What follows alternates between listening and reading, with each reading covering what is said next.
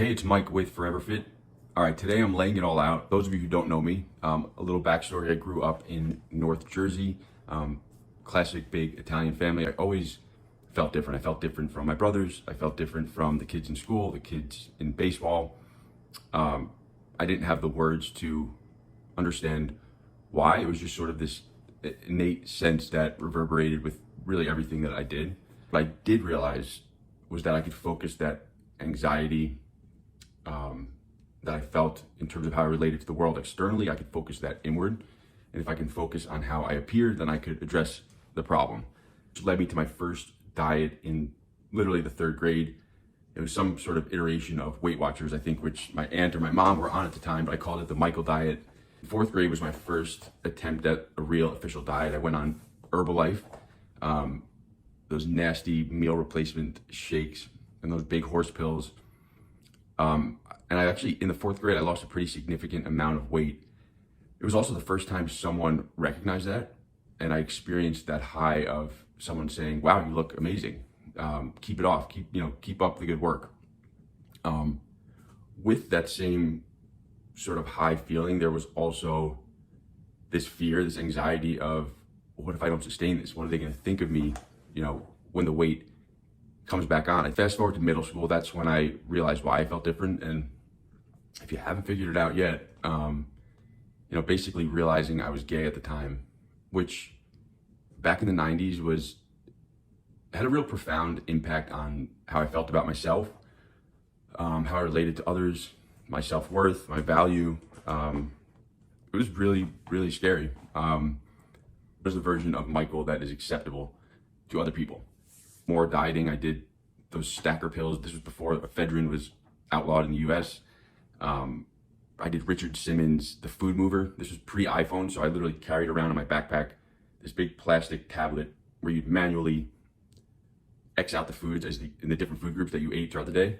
Truly, you name the diet, I've done it.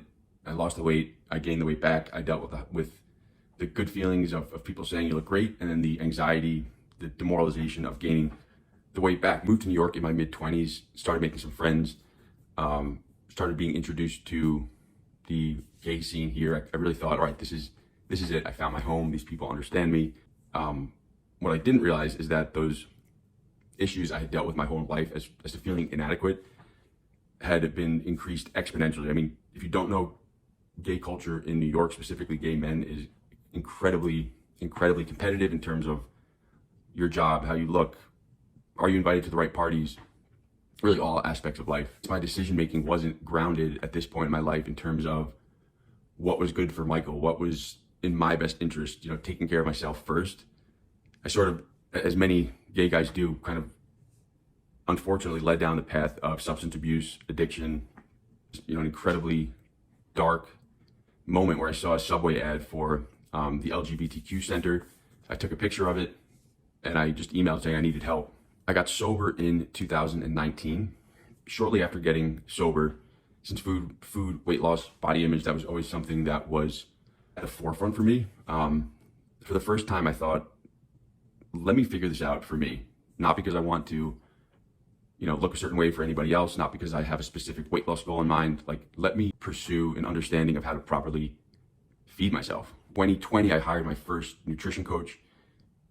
We laid it all out in our first appointment. It was very specific. I said, there's no weight loss goal. Teach me how to eat. Ideas around food, my ideas around body image had been so warped over the years, and I was looking for some professional guidance. Over the course of working with that nutritionist, my world started opening up. I started to make decisions around food, and inevitably in other areas of my life where I had my own best interest at heart. And I realized if I'm not looking out for me, certainly no one else is going to be. And this really was the start of my journey leading to ForeverFit.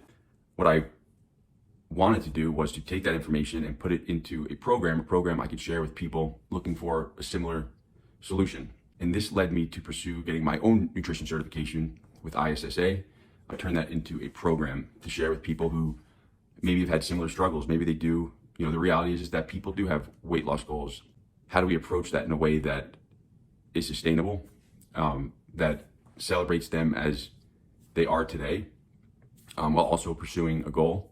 A program that does not say these foods are bad or let's cut those foods out entirely.